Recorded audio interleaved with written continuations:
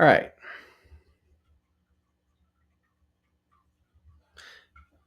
Is it recording? I think it is.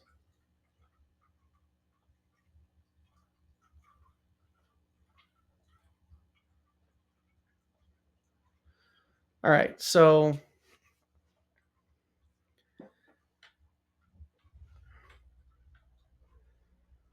let's go to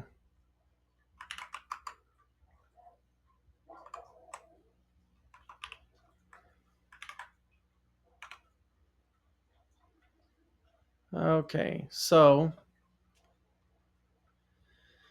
this is my application. Um, it gets a list of recent sightings for birds from the eBird API 2.0, and I also get national park information. Um, and it's I do a few calls to get that. I use the GeoName API to get the state. If the user denies geolocation permission, then I default to Utah, Salt Lake City for the coordinates, which is the latitude and longitude that's stored in the local store. To get this value, the state, it's dynamically retrieved based off that information when I call the Geo API, GeoName API, that I use to get that information. And then I get the list of national parks in Utah, and I create a pop up on, I use Leaflet for the map um, in order to build this map and create the pop ups on the map, the layers.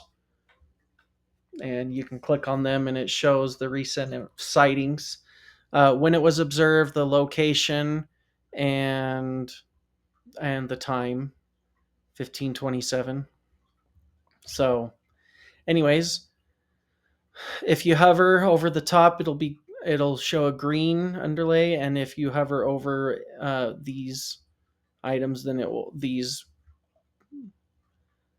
indicators, then it will highlight, and then it will call and load that information, as you can see.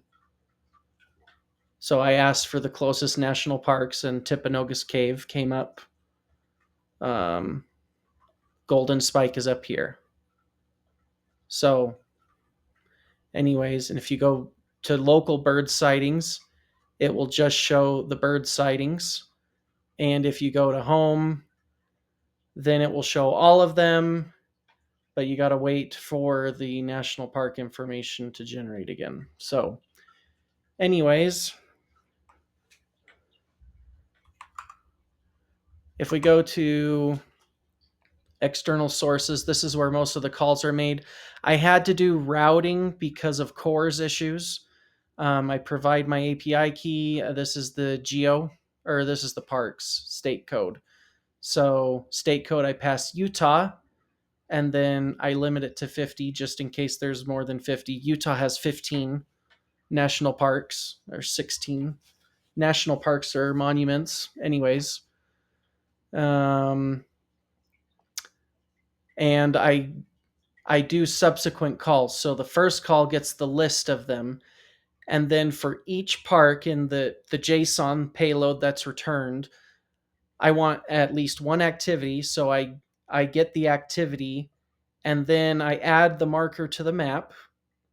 I add the latitude and longitude of that park to the map, and I build the pop-up with the full name from the JSON object, the description, the URL. I make a link to go to the website for that park, and then here's the upcoming event, which I do a second call when I pass the park code, which is a string. Yellowstone is yell, for example, and I get the information for that. So, and it has to be in a specific format for the date. So I put the start date and say, give me them after this date. So that is the gist of those calls.